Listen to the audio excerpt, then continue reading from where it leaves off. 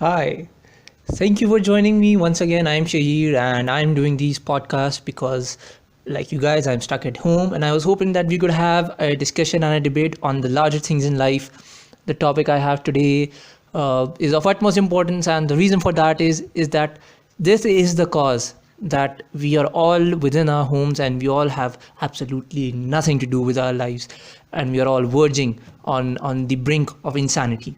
I am obviously talking about COVID 19, SARS-CoV-2, the outbreak. It started in November and started from Wuhan, China, and then spread to the rest of the world. Sadly, to this point, almost 300,000 people around the world have been killed by SARS-CoV-2, and 100,000, almost 100,000 among those people are from the United States. It's very ironic to consider what would be happening if we weren't in lockdown and if we weren't stuck within our homes, because this is the time that every A levels and O level student dreads of, right? Because Eid's around the corner and the Cambridge guys, they have no idea what to do, and they throw your papers right after Eid or on Eid or before Eid, and you are absolutely all over the place. I remember last time I had one exam just after Eid break, the next day after Eid break, and it was just such a rush, and it was such a hassle.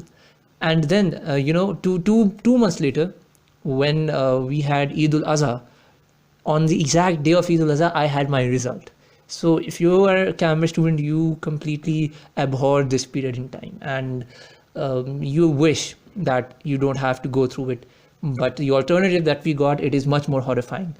It is the outbreak of a global pandemic. Now, coronavirus is not the first outbreak that has spread to humans from animals.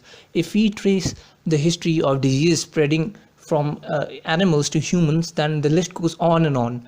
Ebola, horrifying disease. If you study its symptoms, it is so horrifying. Your intestines melt inside you and then they leave your body. So, abhorrent disease, completely bamboozled me, completely scared me. Ebola spread to humans from bats in the Congo. Similarly, MERS, the Middle Eastern Respiratory Syndrome, it spread to humans from camels. And along with that, another disease that spread to humans is HIV. It spread from monkeys to humans. So SARS-CoV-2 is a very important point in time in understanding that we need to change the way we interact with animals. Humans need to change the way they approach animals and the way that they handle them. It is important if we are to prevent further future epidemics. Another thing it has shown is that just how interconnected the world is. Within days, the virus was killing people all around the world. The world was shocked at the speed of this virus, at how quickly it was operating. So it is a globalized world. Whether you like it or not, it is a globalized world and you need to live in it. It has also exposed us as humans. Racism has reared its ugly head again among various countries, and I can tell you about the United States, but very wrongly in Pakistan, we tend to assume that the United States has always been a tyrant and it has always been an oppressor and always been a killer of Muslims. So let us not go there. Let us talk about China. Now, this country had developed an image around the world as the cause of the coronavirus. And Asians around the world are suffering racist rants because of this. But what they're doing in China is no better. They are marginalizing the black community in China. There's a very small community of black people that lives in China, and these people are blaming them. I recently saw a television advertisement, and I do believe it was a public service message. It showed a Chinese woman, an Asian woman, standing next to a washing machine. And just to convey that we need to keep our distance and we need to maintain good hygiene habits, what they do is that they bring a black man onto the screen and the Chinese woman puts the black man into the washing machine, just to depict that these guys are the super spreaders of SARS-CoV-2. So it has completely shown us just how biased and just how much of racism still lives within us, and how we need to overcome it. It is not something that we have in the 21st century. It is not a battle that we have already won. It is something that we're still struggling with. The reaction of countries has also not been much better. And I say this with particular regard to the United States. The United States has gotten a lot of sympathy from around the world. Rightly so, a lot of people have died over it. It's very sad. But the ways that they're treating the rest of the world, I don't think that's justified. And I believe they need to rethink their approach. An event happened recently.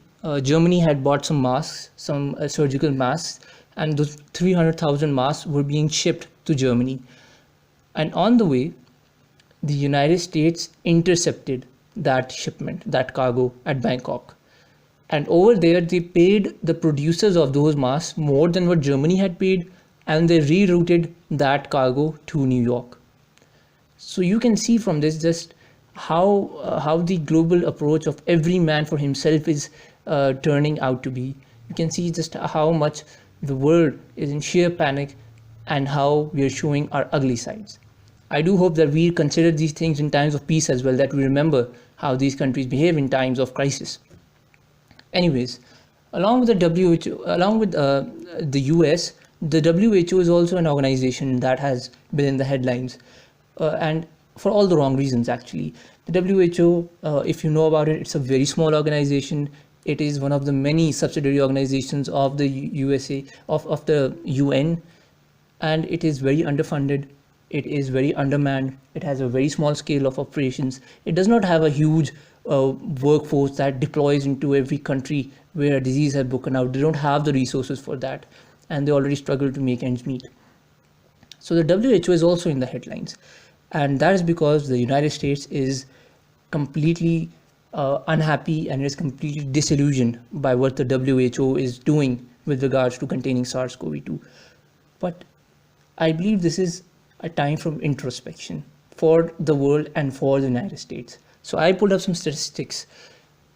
WHO was given a grant of 400 million by the United States in financial year 2019-2020. A grant of $400 million. And in that same year, the United States spent $720 billion on its defense. So this country can spend $720 without blinking an eye on defense, and it is going to be a huge brat about the $400 million, the pennies that is giving to the WHO. That is completely unjustified, and we all need to know that who is on the wrong side in this entire matter. Right. So the WHO is being criticized. The United States is acting out, and the world, the economic reality of the world has also been unearthed. So SARS-CoV-2 goes far to show us just how important economic power is in the world and how important economic stability is. So United States spent $3 trillion, and we can't compare the United States to Pakistan obviously, but just for reference, they spent $3 trillion on restarting their economy and for the welfare of their people. Pakistan, on the other hand, spent $8 billion, which is also a sizable amount if you consider the budget of Pakistan. But India, our next door neighbor, whom we always try to outshine, India spent $220 billion on coronavirus relief efforts. $220 billion. That is the size of Pakistan's GDP. Pakistan's GDP is just $40 billion more than that. The value of every good that is produced in this country by private vendors, by the government, by the military, every good, every service that is produced in this country, India has spent almost that much on its coronavirus relief efforts. So while we try to outshine our neighbor in matters such as creating patriotic songs and movies and trying to post witty tweets and create memes, we need to see what actually matters. We need to see what will actually, in the long run, distinguish a failed country and add an emerging, growing, developing economy. That is very important. And I hope that SARS-CoV-2 shows Pakistan how its approach towards the world is wrong. And frankly speaking, it seems that it's going to take us some time to understand that we are wrong, because our approach to coronavirus is also completely unjustified. The argument that is being made around the world, and I'm saying this from a vantage point, I don't have a vested interest in this matter. But the argument that is going around in the world is, how should we restart our businesses? How should we restart our economy? How should we kickstart all the closed businesses due to SARS-CoV-2? In Europe, they're discussing how will they have tourism later in the year. In the US, they're discussing how should they support small businesses. In Pakistan, we're not having this discussion. In Pakistan, we're discussing if we should open businesses or not, which I believe is a very counterproductive argument. This disease is going to be with us for at least 12 to 18 months, and that's an optimistic timeline. It is during that timeline that we may expect that some sort of vaccine may be developed, and that is optimistic. So can a country realistically expect to have its businesses closed for 12 to 18 months, and that to a poor country where most people get daily wages? It's not possible. It is simply wishful thinking, and it is simply politicking.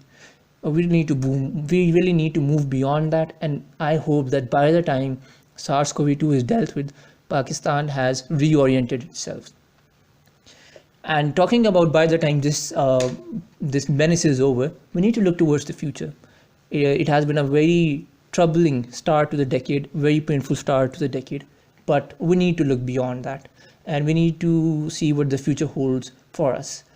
And we may reach that future through a very promising drug, and it's called remdesivir. Remdesivir, it is actually a failed Ebola drug. It was created for the treatment of Ebola, but it didn't work for that particular disease, and now they're trying to have it redesigned for SARS-CoV-2. But I don't know. I mean, I'm just a streetman if you consider my knowledge regarding viruses, and I'm just I don't think I have the scientific reasoning to debate whether it will work or not. But I don't want to put too much faith in it. It's already failed once, so I don't know. You tell me. Remdesivir. Along with that, another thing that the entire world has accepted as something, as a sort of shared understanding, and this is important that every person know this. Every person should know this thing, that the entire world has accepted that some people will die. Everyone has admitted to it in their hearts or in their speeches, and they have called it herd immunity, which means that, all right, we'll restart our businesses, we'll kickstart our economies. Some people will die, of course, but that's going to be a necessary cost that we need to bear.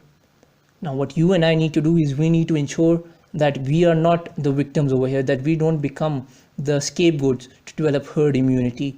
And this is why we need to keep ourselves safe. It's every man for himself, guys, and it's up to you to keep yourself and to keep your family safe, because the whole world has accepted it. Some guys are going to die, and if you don't want that person to be you or your loved one, then you need to buck up and you need to follow all the regulatory protocols that are constantly being circulated around. So hopefully we will move past the coronavirus in the near future. I too am looking forward to things going back to normal. I had dreamed that hopefully this time over I won't have exams and I would be able to celebrate my Eid in peace. But if this is how it's going to turn out, then I'd rather have the exams. Thank you very much for listening. This is going well. This is going fine. I'm having a blast doing it, and thank you for all your support. Very thankful to Saad Ahmed and Bilal Arshad for making the podcast possible, and I'll see you next time. Goodbye.